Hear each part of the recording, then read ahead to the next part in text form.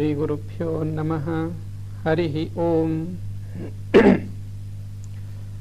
ಸಚ್ಚಿದಾನಂದರೂಪಾಯ ಕೃಷ್ಣಾಯ ಅಕ್ಲಿಷ್ಟಕಾರಿಣಿ ನಮೋ ವೇದಾಂತವೇದ್ಯಾಯ ಗುರವೇ ಬುದ್ಧಿಸಾಕ್ಷಿಣಿ.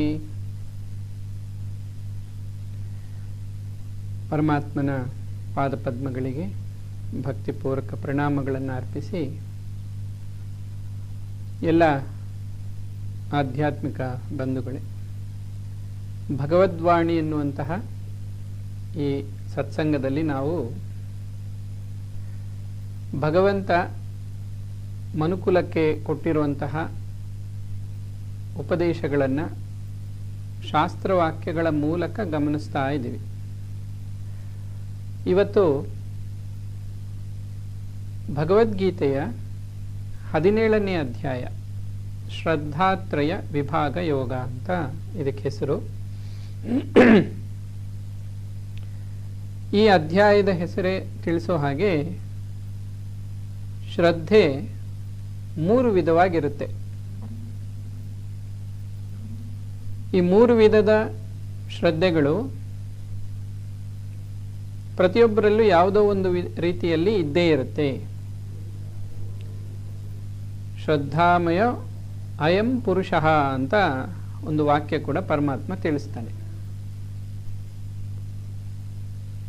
ಈ ಜೀವ ಅನ್ನುವಂಥದ್ದೇನಿದೆಯೋ ಅಥವಾ ಪ್ರತಿಯೊಬ್ಬ ಮನುಷ್ಯ, ಅವನಿಗೆ ಶ್ರದ್ಧೆ ಇಲ್ಲದೆ ಇರೋದು ಅಂತ ಇಲ್ಲವೇ ಇಲ್ಲ.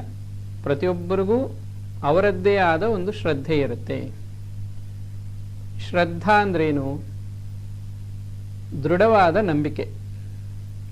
ಯಾವುದರಲ್ಲಿ ಜೀವ ನಂಬಿಕೆಯನ್ನು ಇಟ್ಟಿರುತ್ತೋ, ಹೃದಯದಿಂದ ನಂಬಿರುತ್ತೋ ಅದನ್ನು ಶ್ರದ್ಧೆ ಅಂತ ಕರೀತಾರೆ. ಈ ಶ್ರದ್ಧೆ ಎಷ್ಟು ಮುಖ್ಯವಾದ್ದು ಮನುಷ್ಯನಿಗೆ ಜೀವನದಲ್ಲಿ ಅಂದರೆ, ಪರಮಾತ್ಮ ಯೋ ಯತ್ ಶ್ರದ್ಧಃ ಸಾ ಏವ ಸಹ, ಯಾರು ಎಂತಹ ಶ್ರದ್ಧೆಯನ್ನು ಹೊಂದಿರ್ತಾರೋ ಅವರು ಹಾಗೆ ಆಗ್ತಾರೆ ಅಂತ. ಭಗವಂತನ ಈ ಮಾತಿಗೆ ಅನುಗುಣವಾಗಿ ಈ ಜಗತ್ತಲ್ಲಿ ನಾವು ಪ್ರತಿಯೊಬ್ಬರೂ ಕೂಡ ಏನಾಗಿದ್ದಾರೋ, ಈಗ ಯಾವ ರೀತಿಯಾದ ಜೀವನವನ್ನು ನಡೆಸ್ತಾ ಇದ್ದಾರೋ ಅದಕ್ಕೆ ಅವರ ಶ್ರದ್ಧೆಯೇ ಕಾರಣ. ಅವರಿಗೆ ಎಂತಹ ನಂಬಿಕೆ ಇದೆಯೋ, ಯಾವುದರಲ್ಲಿ ನಂಬಿಕೆ ಇದೆಯೋ ಅವರು ಅದೇ ರೀತಿ ಇರ್ತಾರೆ. ಅವರ ಜೀವನ ಕೂಡ ಹಾಗೇ ಇರುತ್ತೆ. ಕೊನೆಗೆ ಅವರಿಗೆ ಆಗುವಂತಹ ಗತಿ ಅಥವಾ ಸದ್ಗತಿ, ದುರ್ಗತಿ ಯಾವುದೇ ಆಗ್ಬೋದು, ಕೊನೆಯದಾಗಿ ಅವರಿಗೆ ಸಿಗುವಂಥ ಫಲ ಕೂಡ ಅವರ ಶ್ರದ್ಧೆಯನ್ನೇ ಅವಲಂಬಿಸಿರುತ್ತೆ. ಈ ಶ್ರದ್ಧೆಯಲ್ಲಿ 3 ವಿಧ.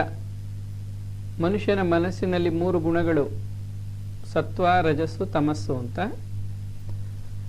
ಈ ಗುಣಗಳಿಗೆ ಅನುಸಾರವಾಗಿಯೇ ಸಾತ್ವಿಕ ಶ್ರದ್ಧೆ, ರಾಜಸ ಶ್ರದ್ಧೆ, ತಾಮಸ ಶ್ರದ್ಧೆ, 3 ವಿಧವಾದ ಶ್ರದ್ಧೆಗಳಿರುತ್ತೆ. ಇದರಲ್ಲಿ ಒಬ್ಬೊಬ್ಬರದ್ದು ಒಂದೊಂದು ವಿಧವಾದ ಶ್ರದ್ಧೆ. ಮೊದಲನೇದಾಗಿ ಪರಮಾತ್ಮ ತಿಳಿಸುವಂಥದ್ದು, ಸಾತ್ವಿಕ ಶ್ರದ್ಧೆ ಇರುವಂತಹ ವ್ಯಕ್ತಿ ಹೇಗಿರ್ತಾನೆ, ಅವನಿಗೇನು ಪ್ರಾಪ್ತಿಯಾಗತ್ತೆ. ನಂತರ ರಾಜಸ ಶ್ರದ್ಧೆ, ತಾಮಸ ಶ್ರದ್ಧೆ, 3 ವಿಧವಾದ ಶ್ರದ್ಧಾವಂತರ ಕುರಿತಾಗಿ ಪರಮಾತ್ಮ ತಿಳಿಸ್ತಾ ಬರ್ತಾನೆ. ಹಾಗಾಗಿ ಈ ಅಧ್ಯಾಯಕ್ಕೆ ಶ್ರದ್ಧಾತ್ರಯ ವಿಭಾಗ ಯೋಗ, 3 ವಿಧವಾದ ಶ್ರದ್ಧೆಗಳನ್ನು ಇಲ್ಲಿ ವಿಭಾಗ ಮಾಡಿ ತಿಳಿಸಿದೆ. ಈ ಶ್ರದ್ಧೆ ಎನ್ನುವಂಥದ್ದು ಗುಣಕ್ಕೆ ಅನುಗುಣವಾಗಿ ಆಯಾ ವ್ಯಕ್ತಿಯಲ್ಲಿ ವ್ಯಕ್ತವಾಗುತ್ತೆ. ಸತ್ವಗುಣ ಹೆಚ್ಚಾಗಿದ್ದಾಗ ಆ ವ್ಯಕ್ತಿಯ ಶ್ರದ್ಧೆ ಸಾತ್ವಿಕ ವಿಚಾರಗಳಲ್ಲಿರುತ್ತೆ. ಅದರಲ್ಲಿ ಯಾವ ಯಾವ ವಿಚಾರಗಳು ಮುಖ್ಯವಾಗಿ ನಮ್ಮ ಜೀವನದಲ್ಲಿ ಅನ್ವಯಿಸುತ್ತೋ ಅವೆಲ್ಲವೂ ಅವರ ಶ್ರದ್ಧೆಯನ್ನು ಅವಲಂಬಿಸಿರುತ್ತೆ. ಮೊದಲನೇದಾಗಿ ಪರಮಾತ್ಮ ಹೇಳೋದು 3 ವಿಧವಾದ ಆಹಾರ, ಶ್ರದ್ಧೆ ಆಹಾರದ ವಿಚಾರದಲ್ಲೂ ಇರುತ್ತೆ ಅಂತ. ಅಲ್ಲಿಂದಲೇ ಪ್ರಾರಂಭ ಆಗುತ್ತೆ. ಸಾತ್ವಿಕ ಶ್ರದ್ಧೆ ಇರುವಂತಹ ವ್ಯಕ್ತಿಗೆ ಸಾತ್ವಿಕ ಆಹಾರದಲ್ಲಿ ಶ್ರದ್ಧೆ ಇರುತ್ತೆ ಅಥವಾ ಒಲವಿರುತ್ತೆ. ಸಾತ್ವಿಕ ಆಹಾರ ಆತನಿಗೆ ಇಷ್ಟ ಆಗುತ್ತೆ. ಅದು ಆರೋಗ್ಯಕ್ಕೆ ಬಹಳ ಉತ್ತಮವಾದದ್ದು. ಪ್ರಾರಂಭದಲ್ಲಿ ಅದು ಹೆಚ್ಚು ಮನಸ್ಸನ್ನು ರಂಜಿಸೋದು ಅಥವಾ ನಾಲಿಗೆಗೆ ರುಚಿಯಾಗಿರೋದು ಆ ರೀತಿ ಇಲ್ಲದೆ ಇದ್ರೂ ಅದು ಅವನ ಆರೋಗ್ಯಕ್ಕೆ ಮತ್ತು ಅವನ ಮನಸ್ಸಿಗೆ ಕೂಡ ಹಿತವಾದ ಪರಿಣಾಮವನ್ನು ಉಂಟು ಮಾಡುತ್ತೆ. ಹಾಗೆ ಈ ಸಾತ್ವಿಕ ಶ್ರದ್ಧೆ ಇರುವಂತಹ ವ್ಯಕ್ತಿಗೆ ಆ ಆಹಾರ ಅವನ ಮನಸ್ಸಿನ ಮೇಲೆ ಪರಿಣಾಮ ಬೀರ್ತಾ ಇರುತ್ತೆ. ಅದಕ್ಕನುಗುಣವಾಗಿ ಅವನ ಮನಸ್ಸು ಸಾತ್ವಿಕ ಕರ್ಮಗಳನ್ನು ಬಯಸುತ್ತೆ.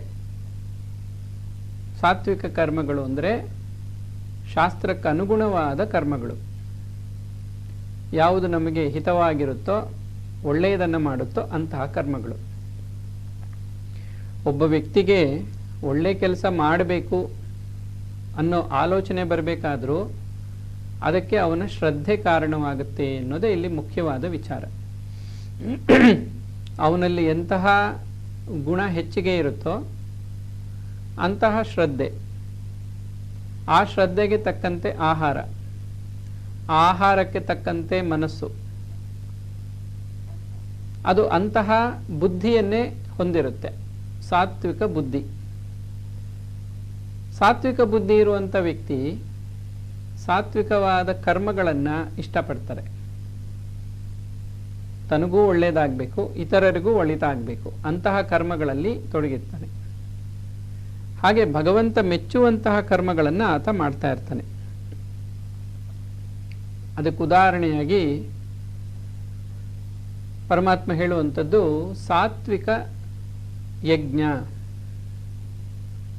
ಯಜ್ಞ ಅನ್ನುವಂಥದ್ದು ಹಿಂದೆ ಬಹಳ ಮುಖ್ಯವಾದ ಅಂಗ ಆಗಿತ್ತು. ಜೀವನದಲ್ಲಿ ಯಜ್ಞ ಮಾಡಲೇಬೇಕಾಗಿತ್ತು.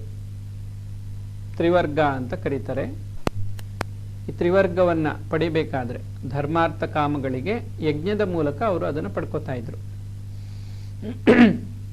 ಸಾತ್ವಿಕವಾದ ಯಜ್ಞ ಅಂದರೆ ಇದು ನನ್ನ ಕರ್ತವ್ಯ ಅಂತ ತಿಳಿದು ಮಾಡುವಂತಹ ಕರ್ಮ, ಅದು ಸಾತ್ವಿಕ ಯಜ್ಞ ಅಂತ ಕರೆಯಲ್ಪಡುತ್ತೆ. ಇದರ ಫಲ ಕೂಡ ಸಾತ್ವಿಕವಾಗಿರುತ್ತೆ.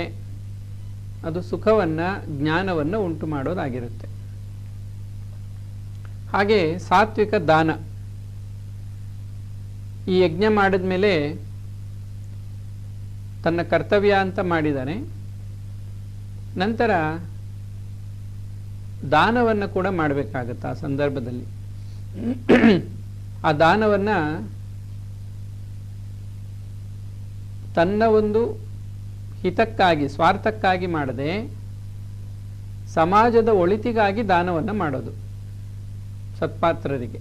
ನೋಡಿ, ದಾನದ ಮುಖ್ಯವಾದ ಅರ್ಥವನ್ನು ಶಾಸ್ತ್ರ ಇಲ್ಲಿ ಹೇಳುತ್ತೆ. ಯಾರಲ್ಲಿ ಸತ್ವಗುಣ ಇದೆಯೋ ಅವರು ದಾನ ಮಾಡಬೇಕಾಗಿರೋದು ನನ್ನ ಕರ್ತವ್ಯ. ಹೀಗೆ ದಾನ ಮಾಡಿದಾಗ ಅದರಿಂದ ಸಮಾಜಕ್ಕೆ ಒಳಿತಾಗತ್ತೆ ಅನ್ನುವಂಥ ಭಾವ ಇಟ್ಕೊಂಡು ಮಾಡುವಂಥದ್ದು. ತೆಗೆದುಕೊಳ್ಳುವವರಿಗೆ ಒಳ್ಳೆಯದಾಗಲಿ ಅನ್ನೋ ಭಾವ ಅಲ್ಲಿ. ಇಂತಹ ದಾನ ಅವನಿಗೆ ಶ್ರೇಯಸ್ಸನ್ನು ಉಂಟು ಮಾಡುತ್ತೆ. ಹಾಗೆ ಸಾತ್ವಿಕವಾದ ಮಾತು, ಆ ವ್ಯಕ್ತಿಯ ಮಾತು ಸತ್ವಗುಣಕ್ಕನುಗುಣವಾಗಿ ಇರುತ್ತೆ. ಅದಕ್ಕೆ ಪರಮಾತ್ಮ ಒಂದು ಪದವನ್ನು ಬಳಸ್ತಾನಲ್ಲಿ, ಅನುದ್ವೇಗಕರಂ ವಾಕ್ಯಂ ಅಂತ. ಸಾತ್ವಿಕ ಶ್ರದ್ಧೆ ಇರುವಂತಹ ವ್ಯಕ್ತಿಯ ಮಾತುಗಳು ಇತರರಿಗೆ ಉದ್ವೇಗವನ್ನು ಉಂಟು ಮಾಡೋದಿಲ್ಲ. ಶಾಂತವಾದ, ಸಮಂಜಸವಾದ ಮಾತಾಗಿರುತ್ತೆ. ಹೀಗೆ ಯಜ್ಞ, ದಾನ ಮತ್ತು ಕರ್ಮ, ಅವರ ಬುದ್ಧಿ ಇವೆಲ್ಲವೂ ಕೂಡ. ಜೊತೆಗೆ ತಪಸ್ಸನ್ನು ಕೂಡ ಪರಮಾತ್ಮ ಹೇಳ್ತಾನೆ, ಸಾತ್ವಿಕ ತಪಸ್ಸು. ಇದು ಅಧ್ಯಾತ್ಮ ಸಾಧನೆಯಲ್ಲಿ ಒಂದು ಅಂಗ ಆಗಿರುತ್ತೆ ತಪಸ್ಸು. ಈ ತಪಸ್ಸು ಕೂಡ ತನಗೂ ತೊಂದರೆ ಆಗದಂತೆ, ಶರೀರಕ್ಕಾಗಲಿ ಅಥವಾ ಬೇರೆ ಜೀವಿಗಳಿಗಾಗಲಿ ತೊಂದರೆ ಆಗದಂತೆ ತಪಸ್ಸನ್ನು ಆಚರಿಸ್ತಾರೆ. ಈ ರೀತಿ ಸಂಕ್ಷಿಪ್ತವಾಗಿ ನಾವು ಇದನ್ನು ತಿಳ್ಕೋಬಹುದು. ಒಟ್ಟಿನಲ್ಲಿ ಎಲ್ಲ ವಿಧದಲ್ಲೂ ಕೂಡ ಹಿತವಾಗಿರೋದು, ಒಳಿತಾಗೋದೇ ಈ ಸಾತ್ವಿಕ ಶ್ರದ್ಧೆಯ ಫಲ. ನಂತರ ಪರಮಾತ್ಮ ಹೇಳೋದು ರಾಜಸ ಶ್ರದ್ಧೆ ಹೇಗಿರುತ್ತೆ. ಯಾರಲ್ಲಿ ರಜೋಗುಣ ಜಾಸ್ತಿ ಇರುತ್ತೋ ಅವರಲ್ಲಿ ರಾಜಸ ಶ್ರದ್ಧೆ ಅಂತ ಇರುತ್ತೆ. ಅವರ ಸ್ವಭಾವ ಹೇಗಿರುತ್ತೆ ಅಂದರೆ ಸಾಮಾನ್ಯವಾಗಿ ಜನಸಾಮಾನ್ಯರಲ್ಲಿ ನಾವು ಕಾಣುವಂಥ ಸ್ವಭಾವ ಅದಾಗಿರುತ್ತೆ. ಆ ಲಕ್ಷಣಗಳನ್ನು ಪರಮಾತ್ಮ ಹೇಳ್ತಾನೆ. ಈ ರಾಜಸ ಶ್ರದ್ಧೆ ಇರುವಂತಹ ವ್ಯಕ್ತಿಗೆ ನಾಲಿಗೆಯ ರುಚಿ ಆ ಕ್ಷಣದಲ್ಲಿ ರುಚಿಯನ್ನು ಕೊಡುವಂಥದ್ದು, ಮನಸ್ಸನ್ನು ರಂಜಿಸುವಂಥ ಆಹಾರ ಪ್ರಿಯವಾಗಿರುತ್ತೆ. ಈ ಉಪ್ಪು, ಹುಳಿ, ಖಾರ, ಮಸಾಲೆ ಇತ್ಯಾದಿ ಪದಾರ್ಥಗಳು ಅವನಿಗೆ ಪ್ರಿಯವಾಗಿರುತ್ತೆ. ಹೀಗೆ ಇಂತಹ ಪದಾರ್ಥಗಳನ್ನು ಸೇವಿಸಿರುವಂಥ ವ್ಯಕ್ತಿಗೆ ಆ ರಾಜಸ ಬುದ್ಧಿನೇ ಉಂಟಾಗುತ್ತೆ. ರಾಜಸಿಕ ಬುದ್ಧಿ ಇರುವಂತಹ ವ್ಯಕ್ತಿ ರಾಜಸ ಕರ್ಮವನ್ನು ಮಾಡ್ತಾನೆ. ಅಂದರೆ ಅವನಿಗೆ ರಜೋಗುಣ ಪ್ರೇರಿತವಾದ ಕರ್ಮಗಳನ್ನು ಮಾಡೋದರಲ್ಲಿ ಆಸಕ್ತಿ ಇರುತ್ತೆ. ಯೋ ಯತ್ ಶ್ರದ್ಧಃ ಸಾ ಏವ ಸಹ ಅಂದರೆ ಇದೇ ಅರ್ಥ. ಆಹಾರಕ್ಕೆ ತಕ್ಕಂತೆ ಬುದ್ಧಿ, ಬುದ್ಧಿಗೆ ತಕ್ಕಂತೆ ಕರ್ಮವನ್ನು ಆಚರಿಸ್ತಾರೆ. ಅವರು ತೆಗೆದುಕೊಳ್ಳುವಂಥ ನಿರ್ಧಾರಗಳು ಕೂಡ ರಾಜಸಿಕ ಗುಣಕ್ಕೆ ಅನುಗುಣವಾಗಿ ನಡೀತಾ ಇರುತ್ತೆ. ಇನ್ನು ಯಜ್ಞ ಅನ್ನುವಂಥದ್ದು ಹೇಗಿರುತ್ತೆ ಅಂದರೆ ಇತರರ ಪ್ರಶಂಸೆಯನ್ನು ಗಳಿಸಬೇಕು, ತನ್ನ ಒಂದು ಐಶ್ವರ್ಯ ಅಥವಾ ತನ್ನ ಒಂದು ಘನತೆಯನ್ನು ಸಮಾಜದಲ್ಲಿ ತೋರಿಸ್ಕೋಬೇಕು ಅನ್ನುವಂಥ, ಅಂದರೆ ಹೇಳೋದಾದರೆ ಆಡಂಬರದ ಕಾರ್ಯವನ್ನು ಮಾಡ್ತಾ ಇರ್ತಾನೆ. ಆಡಂಬರಕ್ಕಾಗಿ ಪೂಜೆ, ದಾನ, ಯಜ್ಞ ಇತ್ಯಾದಿ ಒಳ್ಳೆ ಕೆಲಸಗಳನ್ನು ಮಾಡಿದ್ರೂ ಕೂಡ ಆಡಂಬರಕ್ಕಾಗಿ ಮಾಡ್ತಾ ಇರೋದು. ಇದರಿಂದ ತನಗೇನೋ ಲಾಭ ಆಗುತ್ತೆ ಅನ್ನೋ ಭಾವದಿಂದ ಮಾಡೋದು. ಸಾತ್ವಿಕರು ಇದು ತನ್ನ ಕರ್ತವ್ಯ, ಭಗವಂತನ ಆದೇಶ ಇದು ಅಂತ ಆ ಕೆಲಸವನ್ನು ಮಾಡ್ತಾ ಇದ್ರೆ, ಈ ರಾಜಸ ವ್ಯಕ್ತಿಗಳು ಇತರರ ಮೆಚ್ಚುಗೆಗಾಗಿ ಆ ಕೆಲಸವನ್ನು ಮಾಡ್ತಾ ಇರ್ತಾರೆ. ಇಲ್ಲಿ ಸ್ವಲ್ಪ ವ್ಯತ್ಯಾಸ ಆಯಿತು. ಸರಿ, ಇವರಿಗೆ ಸಿಗುವಂಥ ಫಲ ಏನು ಅಂದರೆ ಇದರಿಂದ ಇವರಿಗೆ ದುಃಖ ಅನ್ನೋ ಫಲ ಸಿಗುತ್ತೆ. ಇನ್ನು ಇವರ ಮಾತುಗಳು ಹೇಗಿರುತ್ತೆ? ರಾಜಸ ಶ್ರದ್ಧೆ ಇರುವಂತಹ ವ್ಯಕ್ತಿಗಳ ಮಾತುಗಳು ಉದ್ವೇಗಕರವಾಗಿರುತ್ತೆ. ಕೆಲವೊಮ್ಮೆ ಚೆನ್ನಾಗಿ ಮಾತಾಡ್ತಾರೆ, ಕೆಲವೊಮ್ಮೆ ಉದ್ವೇಗದಲ್ಲಿರ್ತಾರೆ. ಅವರ ಮನಸ್ಸು ಸದಾ ಅಶಾಂತಿಯಿಂದ ಕೂಡಿರುತ್ತೆ. ಶಾಂತಿ, ಸಮಾಧಾನ ಅನ್ನುವಂಥದ್ದು ಇವರಿಗೆ ಇರೋದಿಲ್ಲ. ಒಳ್ಳೆ ಕೆಲಸಗಳೇನೇನೋ ಮಾಡ್ತಾರೆ, ಆದರೆ ಇತರರ ಮೆಚ್ಚುಗೆಗಾಗಿ ಮಾಡ್ತಾರೆ ಅಥವಾ ತನಗೇನೋ ಒಂದು ಲಾಭ ಆಗತ್ತೆ ಅನ್ನೋ ದೃಷ್ಟಿಯಿಂದ ಮಾಡ್ತಾರೆ. ಇದು ಈ ರಾಜಸ ಶ್ರದ್ಧೆ ಇರುವಂಥವರ ಲಕ್ಷಣ.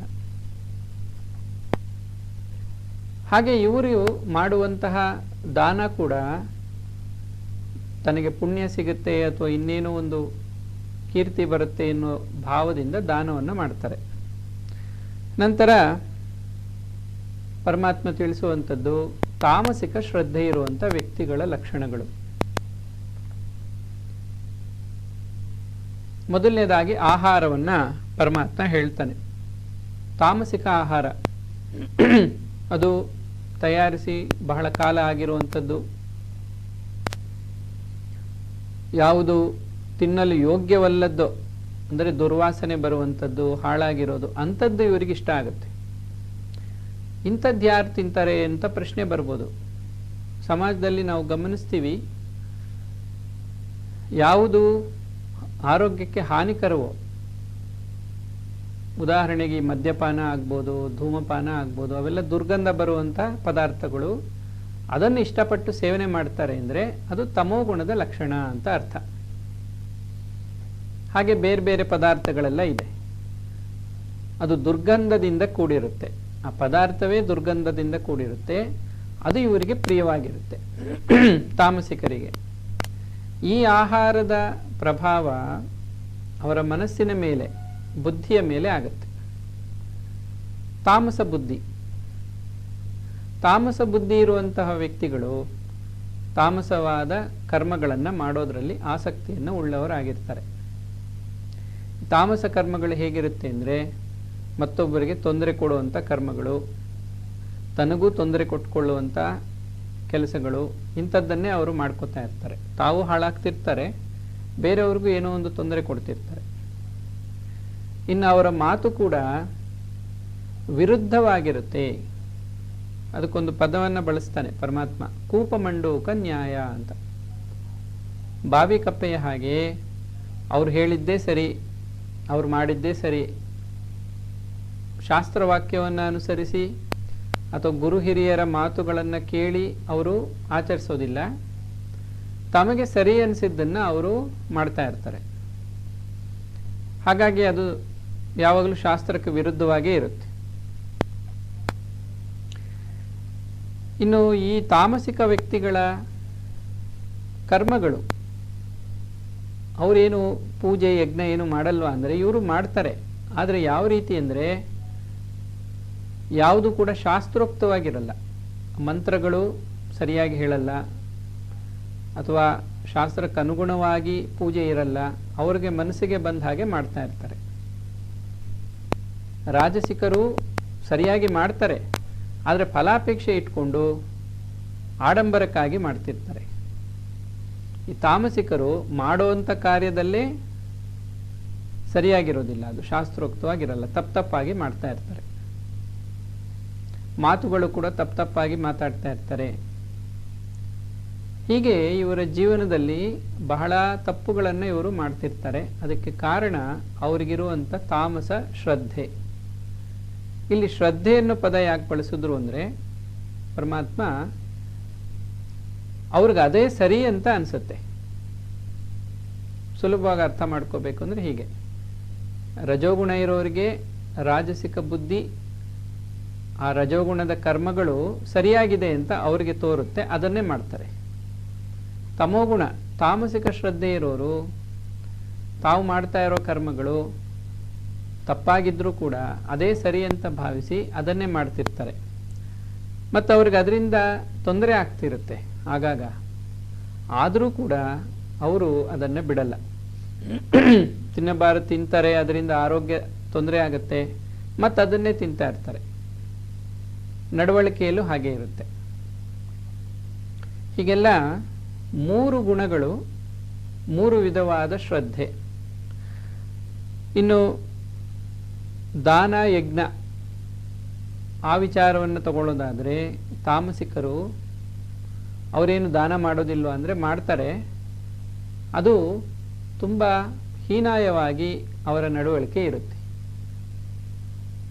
ಯಾರೋ ಒಬ್ಬರು ಏನೋ ಬೇಕು ಅಂತ ಕೇಳಿದ್ರೆ ಒಂದು ರೀತಿ ದುರಾಗ್ರಹದಿಂದ ಕೊಡೋದು, ಒಂದರ ಅಸಡ್ಡೆ ಅಥವಾ ಇನ್ಯಾವುದೋ ಒಂದು ವಿಧವಾದ ಕುಟಿಲ ಮಾತುಗಳನ್ನು ಹೇಳ್ತಾ ಅವರಿಗೆ ಅವಮಾನ ಆಗೋ ರೀತಿಯಲ್ಲಿ ಕೊಡೋದು, ಎಸೆಯೋದು, ಈ ಥರದ್ದೆಲ್ಲ ಮಾಡ್ತಾ ಇರ್ತಾರೆ.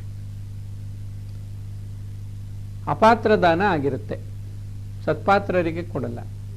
ಈ ರೀತಿಯಲ್ಲಿ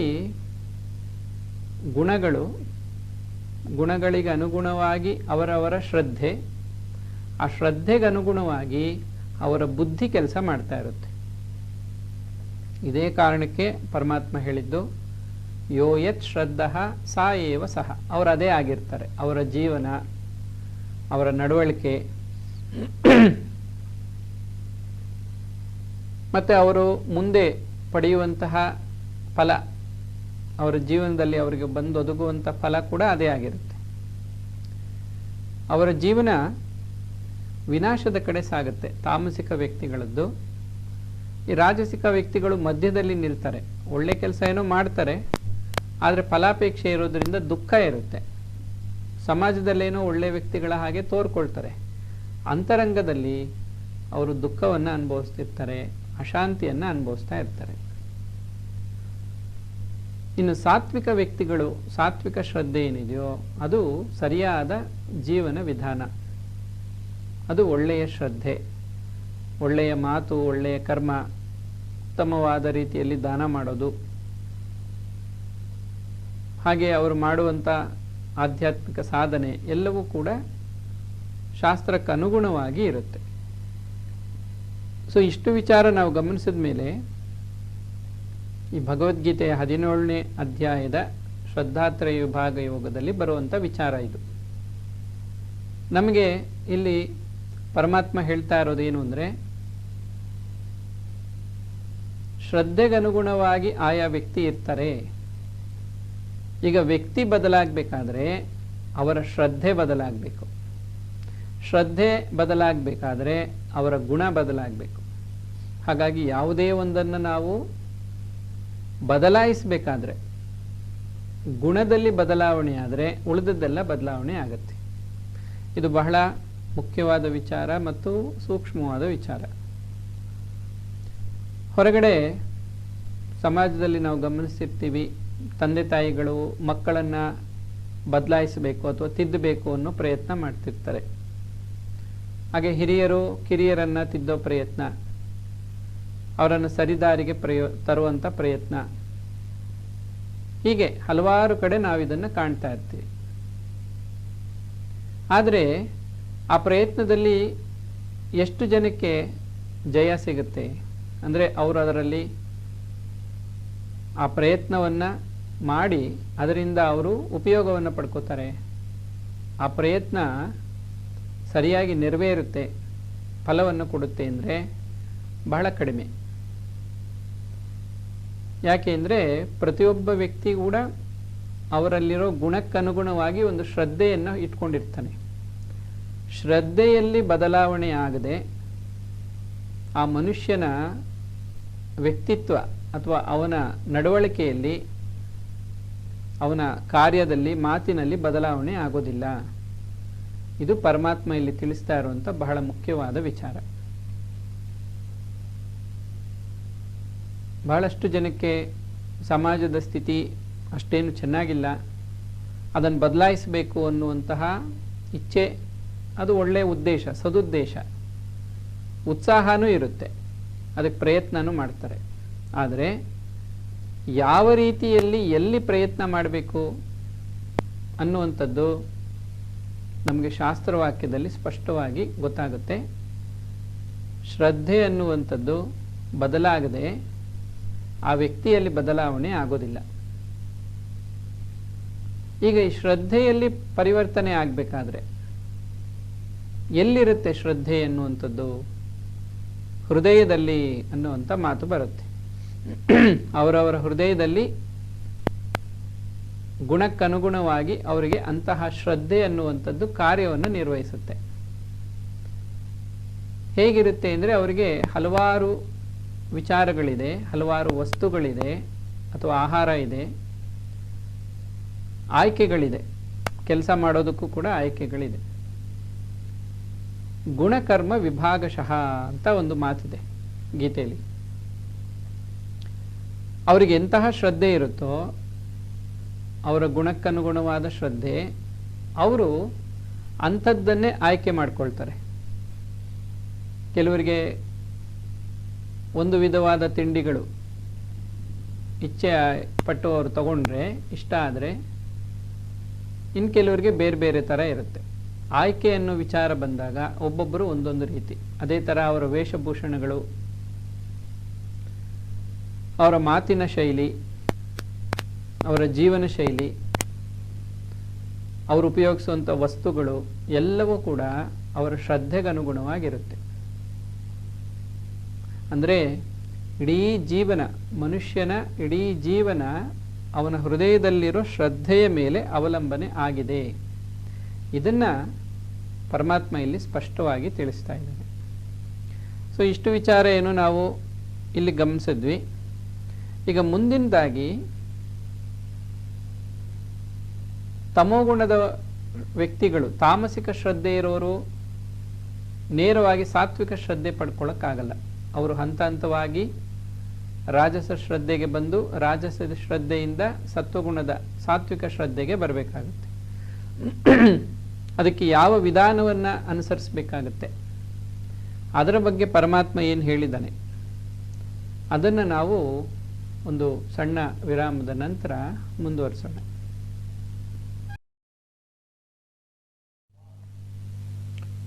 ಶ್ರೀ ಗುರುಭ್ಯೋ ನಮಃ. ಹರಿ ಓಂ. ಭಗವದ್ವಾಣಿ ಎನ್ನುವಂಥ ಈ ಸತ್ಸಂಗದಲ್ಲಿ ನಾವು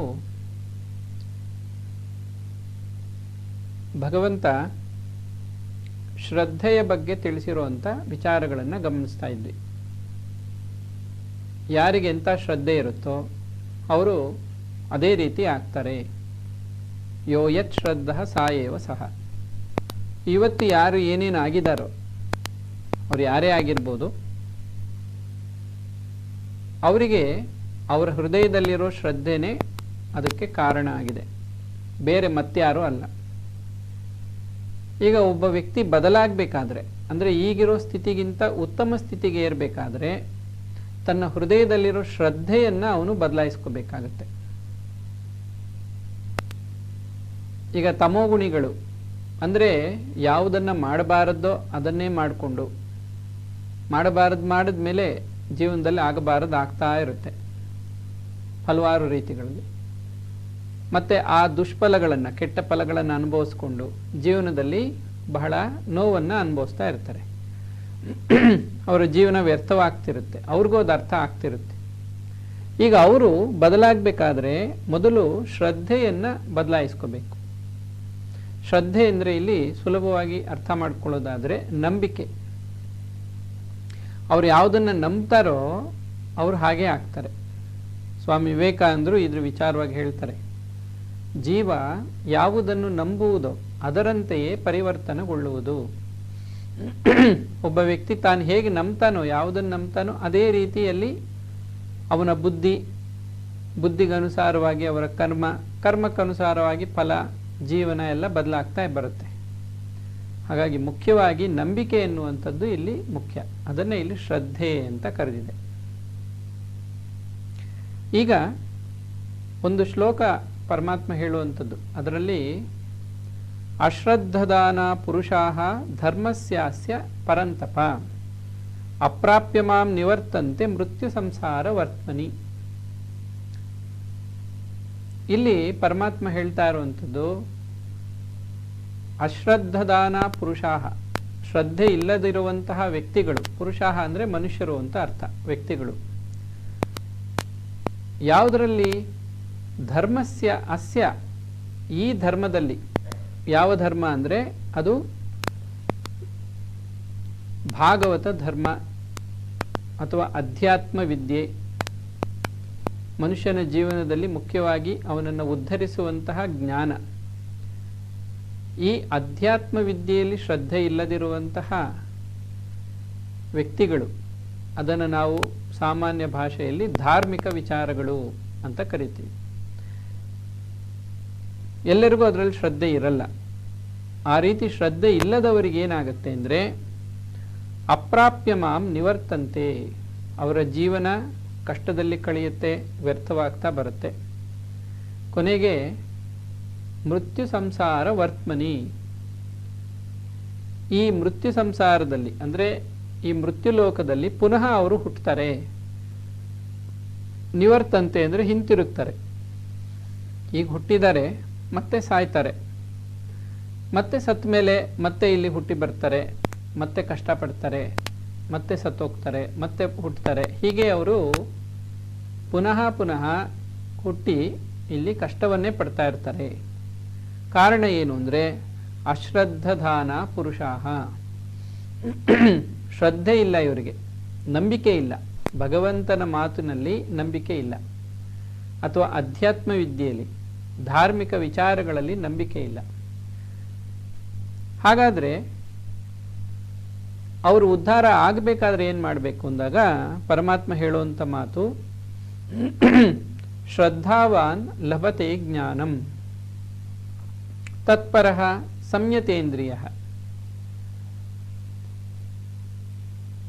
ಯಾರಿಗೆ ಭಗವಂತನ ಮಾತುಗಳಲ್ಲಿ ಅಥವಾ ಆಧ್ಯಾತ್ಮಿಕ ವಿಚಾರಗಳಲ್ಲಿ ಶ್ರದ್ಧೆ ಇರುತ್ತೋ ಅವನು ಜ್ಞಾನಿ ಆಗ್ತಾನೆ. ಜ್ಞಾನಿ ಆದಮೇಲೆ ಅವನಿಗೆ ಸುಖ ಪ್ರಾಪ್ತಿ ಆಗುತ್ತೆ. ಯಾಕೆಂದರೆ ಜ್ಞಾನಿಗಳು ಸಾತ್ವಿಕ ಬುದ್ಧಿಯನ್ನು, ಸಾತ್ವಿಕ ಶ್ರದ್ಧೆ, ಸಾತ್ವಿಕ ಬುದ್ಧಿ, ಬುದ್ಧಿಗೆ ಅನುಗುಣವಾಗಿ ಸಾತ್ವಿಕ ಕರ್ಮಗಳು, ಸಾತ್ವಿಕ ಕರ್ಮಗಳ ಫಲ ಸುಖ ಮತ್ತು ಜ್ಞಾನ. ಹೀಗೆ ಅವರು ಹಂತ ಹಂತವಾಗಿ ಜ್ಞಾನವನ್ನು ವೃದ್ಧಿ ಮಾಡ್ಕೋತಾರೆ. ಸುಖ ಕೂಡ ಹೆಚ್ಚಾಗ್ತಾ ಬರುತ್ತೆ. ಸುಖ ಅಂದರೆ ಇಲ್ಲಿ ಭೋಗ ಸುಖ ಅಲ್ಲ, ಮನಸ್ಸಿನ ಶಾಂತಿ, ಆಧ್ಯಾತ್ಮಿಕ ಸುಖ, ಆನಂದವನ್ನು ಪಡ್ಕೋತಾ ಬರ್ತಾರೆ. ಜೀವನ ಮುಗಿದ ಮೇಲೆ ಏನಾಗುತ್ತೆ, ಅವರಿಗೆ ಸದ್ಗತಿಯನ್ನು ಪಡ್ಕೋತಾರೆ, ಭಗವಂತನನ್ನು ಅವರು ಪಡ್ಕೊಳ್ತಾರೆ. ಶ್ರದ್ಧೆ ಇಲ್ಲದವರು ಅಪ್ರಾಪ್ಯ ಮಾಂ ಅಂತ ಇಲ್ಲಿ ಪರಮಾತ್ಮ ಹೇಳಿರೋದು. ನನ್ನನ್ನು ಹೊಂದೋದಿಲ್ಲ, ನನ್ನನ್ನು ಪಡ್ಕೊಳ್ಳೋಕ್ಕಾಗಲ್ಲ. ನನ್ನ ಮಾತಲ್ಲಿ ನಂಬಿಕೆ ಇಲ್ಲದೆ ಇರೋರು ನನ್ನನ್ನು ಪಡ್ಕೊಳ್ಳೋಕ್ಕಾಗಲ್ಲ ಅಂತ ಹೇಳಿದೆ. ಭಗವಂತನ ಮಾತಿನಲ್ಲಿ ನಂಬಿಕೆ ಇರೋರಿಗೆ ಭಗವಂತ ಪ್ರಾಪ್ತಿಯಾಗ್ತಾನೆ. ಹಾಗೆ ನಂಬದೇ ಇರೋರು ಏನಾಗ್ತಾರೆ, ಸಂಶಯಾತ್ಮ ವಿನಶ್ಯತಿ, ಅವರು ನಾಶವಾಗ್ತಾರೆ. ಈಗ ಈ ನಂಬಿಕೆ ಅನ್ನುವಂಥದ್ದು ಯಾವ ರೀತಿಯಲ್ಲಿ ಅದನ್ನು ನಾವು ದೃಢಪಡಿಸ್ಕೋಬೇಕು ಅನ್ನೋದ್ರ ಬಗ್ಗೆ ನಾವು ವಿಚಾರ ಮಾಡಿದಾಗ,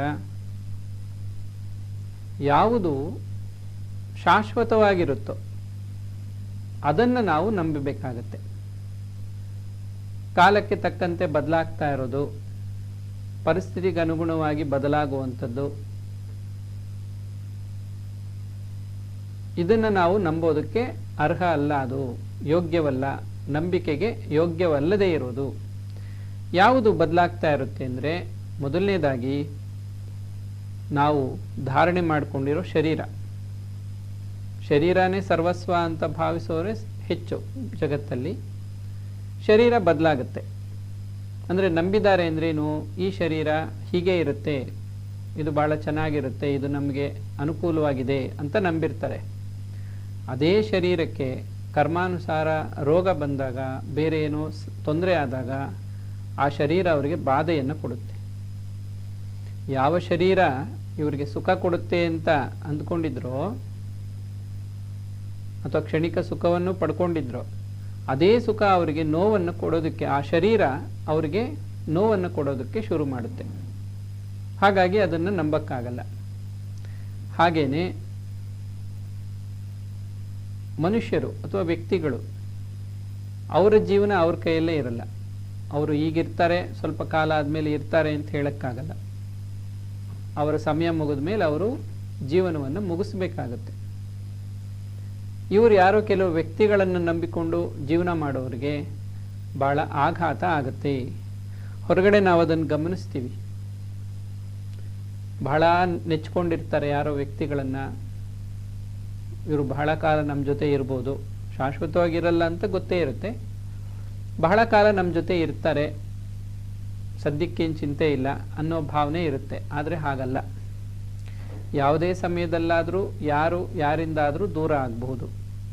ಇದು ಈ ಪ್ರಕೃತಿಯ ನಿಯಮ, ಯಾವಾಗ ಬೇಕಾದರೂ ಆಗ್ಬೋದು. ಹಾಗಾಗಿ ಇತರ ವ್ಯಕ್ತಿಗಳಲ್ಲಿ, ಶರೀರದಲ್ಲಿ ನಂಬಿಕೆ ಇಡೋದಕ್ಕೆ ಆಗೋದಿಲ್ಲ, ಶ್ರದ್ಧೆ ಇಡೋಕ್ಕಾಗಲ್ಲ. ಇನ್ನು ಬದಲಾಗುವಂಥದ್ದು ಮನುಷ್ಯನ ಹಣಕಾಸಿನ ಸ್ಥಿತಿ, ಆರ್ಥಿಕ ಸ್ಥಿತಿ ಅಂತ ಕರೀತಾರೆ. ಅವನ ಹತ್ರ ಸಂಪತ್ತಿರ್ಬೋದು, ನಾಳೆ ಕಡಿಮೆ ಆಗ್ಬೋದು ಅಥವಾ ಇಲ್ಲದಂತೆ ಆಗಬಹುದು. ಅದರಲ್ಲೇನು ಆಶ್ಚರ್ಯ ಇಲ್ಲ. ಅಂತಹ ಉದಾಹರಣೆಗಳು ಬಹಳಷ್ಟಿವೆ. ಹಾಗೇನೆ ಮನುಷ್ಯ ತಾನು ತಿಳ್ಕೊಂಡಿರುವಂಥ ಒಂದಷ್ಟು ವಿದ್ಯೆ, ಒಂದಷ್ಟೇನೋ ವಿದ್ಯೆ ಕಲ್ತಿರ್ತಾನೆ, ಅಂದರೆ ಏನೋ ಒಂದು ಕೆಲಸ ಕಲ್ತಿರ್ತಾನೆ. ಆ ಕೆಲಸದಿಂದ ನಾನು ಸಂಪಾದನೆ ಮಾಡಿ ಜೀವನವನ್ನು ನಾನು ಕಟ್ಕೊಳ್ತೀನಿ, ಅನುಕೂಲ ಮಾಡ್ಕೊಳ್ತೀನಿ ಎನ್ನುವಂಥ ಒಂದು ಕನಸು ಅವನಿಗೆ ಇರುತ್ತೆ. ಆದರೆ ಅದು ಕೂಡ ನಂಬಕ್ಕಾಗೋದಿಲ್ಲ. ಯಾಕೆಂದರೆ ಅವನು ಕಲ್ತಂಥ ವಿದ್ಯೆ ಶರೀರದಿಂದಲೇ ಅವನು ಅದನ್ನು ಮಾಡಬೇಕಾಗತ್ತೆ.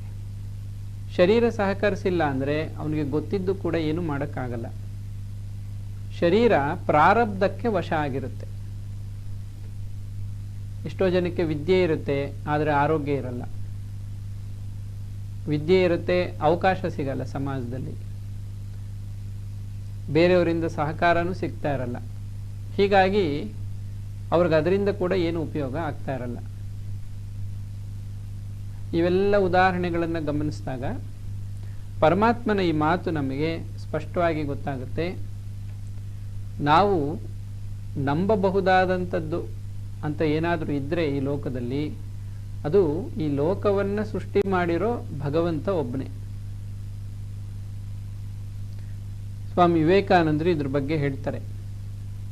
ಈ ವಿಶ್ವದಲ್ಲಿ ನೀವು ಪ್ರೀತಿಸಬಹುದಾದದ್ದು ಎಲ್ಲಿ ನಂಬಿಕೆ ಇರುತ್ತೋ ಅಲ್ಲೇ ಪ್ರೀತಿ ಇರೋದು, ಅಥವಾ ಪ್ರೀತಿ ಇರೋ ಕಡೆ ನಂಬಿಕೆ ಇರುತ್ತೆ. ಎರಡೂ ಒಟ್ಟಿಗೆ ಇರುತ್ತೆ.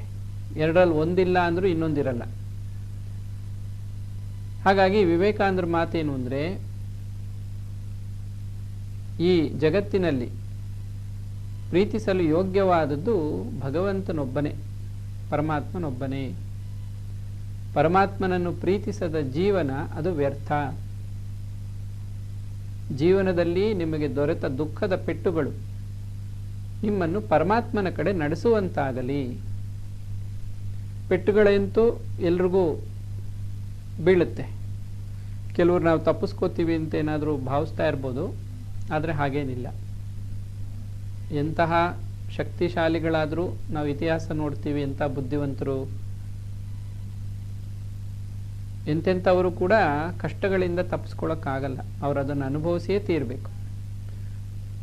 ಅದು ಯಾವುದೇ ಸಂದರ್ಭದಲ್ಲಾದರೂ ಬರುತ್ತೆ, ಪ್ರಾರಬ್ಧಕ್ಕನುಸಾರವಾಗಿ. ಹೀಗಾಗಿ ಅವರು ಅನುಭವಿಸಿದಂತಹ ಅನುಭವಗಳೇನಿರುತ್ತೋ, ಜೀವನದ ಅನುಭವಗಳು, ಇದು ಭಗವಂತನಲ್ಲಿ ಭಕ್ತಿಯನ್ನು, ಪ್ರೀತಿಯನ್ನು ಉಂಟು ಮಾಡೋದಕ್ಕೆ ಪೂರಕವಾಗಬೇಕು.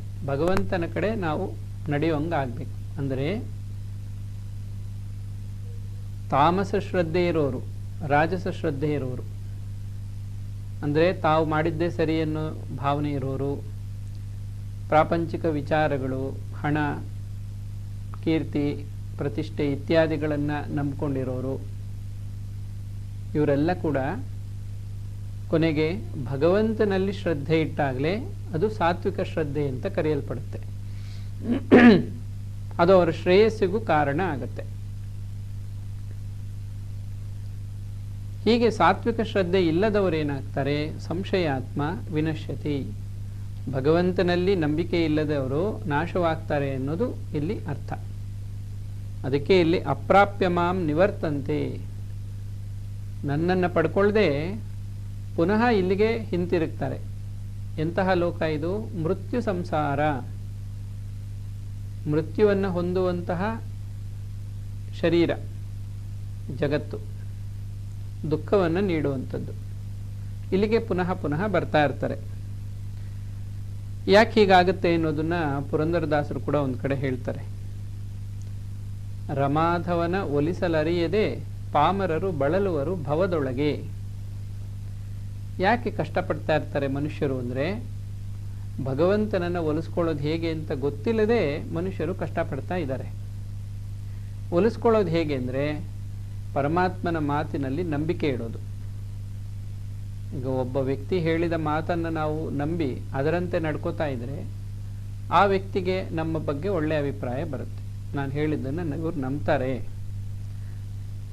ನಾವು ಹೇಳಿದ್ದನ್ನು ನಂಬದೇ ಇದ್ದಾಗ ಆ ವ್ಯಕ್ತಿಗಳು ಅದಕ್ಕೆ ವಿರುದ್ಧವಾಗಿ ನಡ್ಕೊಂಡಾಗ ಅಲ್ಲಿ ವಿಶ್ವಾಸ ಅನ್ನೋದಾಗಲಿ ಇರೋದಿಲ್ಲ. ಹಾಗಾಗಿ ಅವರ ಒಲುಮೆ ಸಿಗೋದಿಲ್ಲ. ಅದೇ ಥರ ಭಗವಂತ ನಮಗೇನು ಆದೇಶ ಕೊಟ್ಟಿದ್ದನು, ಭಗವಂತನ ಉಪದೇಶ, ಅದನ್ನು ನಂಬಿ ಅದರಲ್ಲಿ ಶ್ರದ್ಧೆ ಇಟ್ಟು ಅದರಂತೆ ನಾವು ಜೀವನ ಮಾಡಿದಾಗಲೇ ಭಗವಂತನ ಅನುಗ್ರಹ ನಮಗೆ ಪ್ರಾಪ್ತಿಯಾಗತ್ತೆ.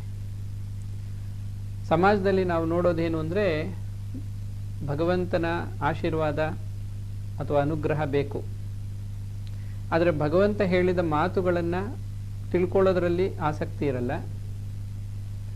ಹಾಗೆ ತಿಳ್ಕೊಂಡಿದ್ರೂ ಅದರಂತೆ ನಡೆಯೋದ್ರಲ್ಲಿ ಅವರಿಗೆ ಶ್ರದ್ಧೆ ಇರಲ್ಲ. ಭಗವಂತ ಏನೋ ಹೇಳೋದು ಹೇಳಿದ್ದಾನೆ, ನಮಗೆ ಸರಿ ಅನಿಸಿದ್ದನ್ನು ನಾವು ಮಾಡೋಣ ಅನ್ನೋ ಭಾವನೆ ಇರುತ್ತೆ.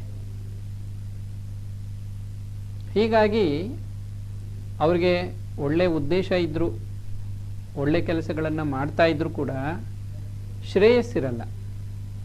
ಇದು ಬಹಳಷ್ಟು ಕಡೆ ನಾವು ಗಮನಿಸ್ತಾ ಇರ್ತೀವಿ. ಅವ್ರು ಒಳ್ಳೆಯವರೇ ಆಗಿರ್ತಾರೆ, ಒಳ್ಳೆ ಕೆಲಸನೂ ಮಾಡ್ತಿರ್ತಾರೆ, ಸುಖ ಶಾಂತಿ ಇರಲ್ಲ ಅವ್ರ ಜೀವನದಲ್ಲಿ. ಅವ್ರಿಗೆ ಸದ್ಗತಿ ಆಗತ್ತೆ ಅನ್ನೋ ನಂಬಿಕೆ ಕೂಡ ಅವ್ರಿಗಿರಲ್ಲ. ಏನೋ ಜೀವನ ಹೀಗಾಯ್ತಲ್ಲ ಅಂತ ಒಂದು ರೀತಿಯಾದ ಗೊಂದಲ ಅಥವಾ ಪಶ್ಚಾತ್ತಾಪ, ಈ ರೀತಿಯಾದ ಭಾವನೆಗಳೆಲ್ಲ ಅವ್ರನ್ನ ಕಾಡ್ತಾ ಇರುತ್ತೆ. ಇದಕ್ಕೆ ಕಾರಣ ದೃಢವಾದ ನಂಬಿಕೆ, ಅದನ್ನೇ ಶ್ರದ್ಧೆ ಅಂತ ಕರೆದಿತ್ತು. ಶ್ರದ್ಧೆ ಇಲ್ಲದೆ ಇದ್ದಾಗ ಅವರಿಗೆ ಭಗವತ್ ಪ್ರಾಪ್ತಿ ಆಗೋದಿಲ್ಲ. ಇಲ್ಲಿ ನಾವು ಗಮನಿಸಿದಂಥ ವಿಚಾರ, ಸಾತ್ವಿಕ ಶ್ರದ್ಧೆ ನಮಗೆ ಬಹಳ ಉಪಯುಕ್ತವಾದ್ದು. ನಮ್ಮ ಹೃದಯದಲ್ಲಿ ಸತ್ವಗುಣವನ್ನು ಹೆಚ್ಚಿಸ್ಕೋಬೇಕು, ಸಾತ್ವಿಕ ಶ್ರದ್ಧೆಯನ್ನು ಹೊಂದಿರಬೇಕು. ಸಾತ್ವಿಕ ಶ್ರದ್ಧೆ ಹೊಂದಿರೋರು ಸಾತ್ವಿಕವಾದ ಆಹಾರ, ಅವರ ವಿಚಾರಗಳು ಸಾತ್ವಿಕವಾಗಿರುತ್ತೆ, ಬುದ್ಧಿ ಅದಕ್ಕನುಗುಣವಾಗಿ ಒಳ್ಳೆಯ ಕೆಲಸಗಳು. ಇಲ್ಲಿ ಸಾತ್ವಿಕ ಅಂದರೆ ಧರ್ಮಕ್ಕನುಗುಣವಾದ ವಿಚಾರ ಮತ್ತು ಕಾರ್ಯಗಳು ಅಂತ ನಾವು ತಿಳ್ಕೋಬೇಕು. ಅದರಲ್ಲೇ ತೊಡಗಿರೋದ್ರಿಂದ ಅವರಿಗೆ ಶ್ರೇಯಸ್ಸು, ಶುಭ ಫಲ ಅನ್ನೋದು ಸಿಕ್ಕೇ ಸಿಗುತ್ತೆ. ಕ್ರಮೇಣ ಅವರು ಭಗವಂತನಿಗೆ ಹತ್ರ ಆಗ್ತಾ ಬರ್ತಾರೆ. ಶ್ರದ್ಧಾವಾನ್ ಲಭತೆ ಜ್ಞಾನಂ, ಜ್ಞಾನಿಗಳಾಗ್ತಾ ಬರ್ತಾರೆ. ದಿನ ದಿನ ಕಳೆದಂತೆ, ಜೀವನದಲ್ಲಿ ದಿನಗಳು ಕಳೆದಂತೆ ಅವರಿಗೆ ಜ್ಞಾನ ಹೆಚ್ಚಾಗ್ತಾ ಬರುತ್ತೆ. ಎಂತಹ ಜ್ಞಾನ ಅಂದರೆ ದೃಢವಾದ ಜ್ಞಾನ. ಸ್ವಲ್ಪ ಕಾಲ ನೆನಪಿದ್ದು ಮರ್ತೋಗುವಂಥ ಜ್ಞಾನ ಅಲ್ಲ, ಇದು ಶಾಶ್ವತವಾಗಿ ಉಳಿಯುವಂಥ ಜ್ಞಾನ. ಅಂತಹ ಜ್ಞಾನವನ್ನು ಅವರು ಪಡ್ಕೋತಾರೆ. ಇಲ್ಲಿ ನಾವು ಗಮನಿಸಿದಂಥ ಮುಖ್ಯವಾದ ವಿಚಾರ, ಮನುಷ್ಯರು ಅವರ ಬಳಿ ಇರುವಂಥ ಹಣ, ಅವರು ಕಲ್ತಿರುವಂಥ ಒಂದಷ್ಟು ವಿದ್ಯೆ, ಅಥವಾ ಅವರಿಗೆ ಪರಿಚಯ ಇರುವಂಥವರು, ಅವರಿಗೆ ಸಹಕಾರ ನೀಡುವಂಥ ಜನ, ಅವರ ಬಳಿ ಇರುವಂಥ ಒಂದಷ್ಟು ಸಂಪತ್ತು, ಇದನ್ನು ನಂಬಿಕೊಂಡು ಅವರು ಬದುಕ್ತಿರ್ತಾರೆ. ಆದರೆ ಇದು ನಂಬೋದಕ್ಕೆ ಯೋಗ್ಯವಾದ್ದಲ್ಲ ಅಂತ ಇಲ್ಲಿ ಸಾರಾಂಶ. ಯಾರು ಇದನ್ನೇ ನಂಬ್ಕೊಂಡು ಬದುಕ್ತಿದ್ದಾರೋ ಅದು ಯಾವಾಗ ಬೇಕಾದರೂ ಅದು ದೂರ ಆಗ್ಬೋದು, ಅಥವಾ ಇವರೇ ಅದನ್ನು ಬಿಟ್ಟು ಹೋಗೋ ಸ್ಥಿತಿ ಬರ್ಬೋದು. ಆಗ ಅವರು ಹತಾಶರಾಗ್ಬಿಡ್ತಾರೆ. ಯಾವುದನ್ನು ಬಲವಾಗಿ ನಂಬಿರ್ತಾರೋ ಅದನ್ನೇ ಕಳ್ಕೊಂಡಾಗ ಅವರಿಗೆ ಆಘಾತ ಆಗುತ್ತೆ. ಅದನ್ನೇ ದುಃಖ ಅಂತ ಕರೀತಾರೆ. ಶಾಂತಿಯನ್ನು ಕಳ್ಕೊಳ್ತಾರೆ. ಬಹಳಷ್ಟು ಜನ ತಮ್ಮ ಜೀವನ ಮುಗದೇ ಹೋಯ್ತು ಇನ್ನು ಅಂತ ಹೇಳಿ ಹತಾಶರಾಗ್ಬಿಡ್ತಾರೆ. ಇದಕ್ಕೆ ಕಾರಣ ಭಗವಂತನ ಮಾತಿನಲ್ಲಿ ಶ್ರದ್ಧೆ ಇಲ್ಲದೆ ಇರೋದು. ಶಾಸ್ತ್ರವಾಕ್ಯದಲ್ಲಿ ಅಂದರೆ ಭಗವಂತನ ಮಾತಿನಲ್ಲಿ ಶ್ರದ್ಧೆ ಇದ್ದರೆ ಕ್ರಮೇಣ ಸತ್ವಗುಣ ಹೆಚ್ಚಾಗಿ ಸಾತ್ವಿಕ ಕರ್ಮಗಳನ್ನು ಮಾಡ್ತಾ ಭಗವಂತನಿಗೆ ಅವರು ಪ್ರೀತಿಪಾತ್ರರಾಗ್ತಾರೆ, ಭಗವಂತನ ಒಲುಮೆಯನ್ನು ಗಳಿಸ್ತಾರೆ. ಅದೇ ಭಕ್ತಿ.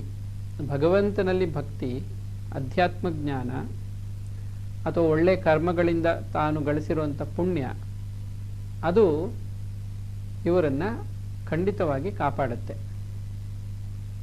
ಹಾಗಾಗಿ ಇಂತಹ ವಿಚಾರಗಳಲ್ಲಿ ಶ್ರದ್ಧೆ ಇಡಬೇಕು.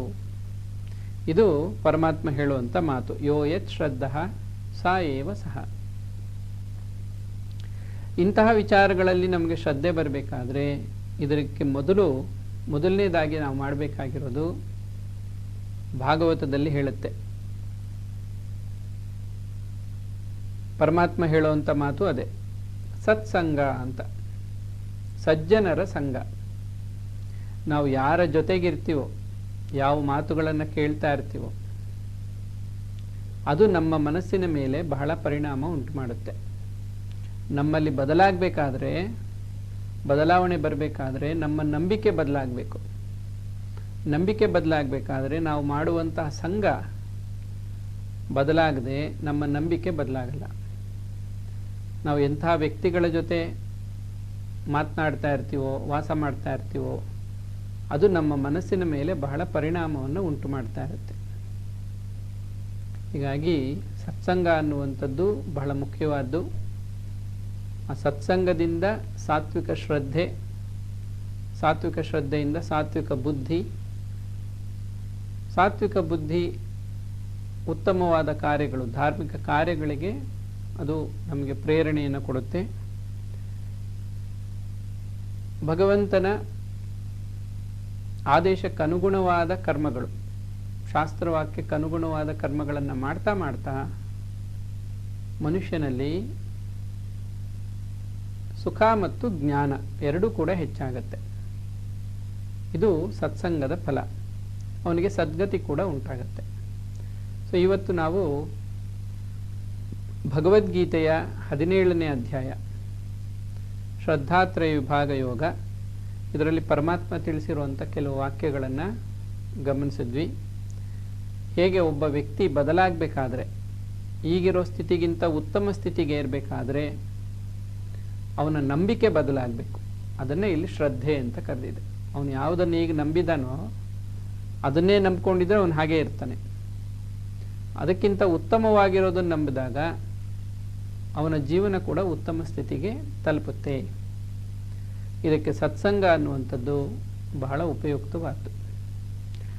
ಇವತ್ತಿನ ಪ್ರವಚನದಲ್ಲಿ ಭಗವಂತನ ಮಾತುಗಳಲ್ಲಿ ಶ್ರದ್ಧೆ ಎಷ್ಟು ಮುಖ್ಯ ಅನ್ನೋದನ್ನು ಗಮನಿಸಿದ್ದೀವಿ. ದೃಢವಾದ ನಂಬಿಕೆ.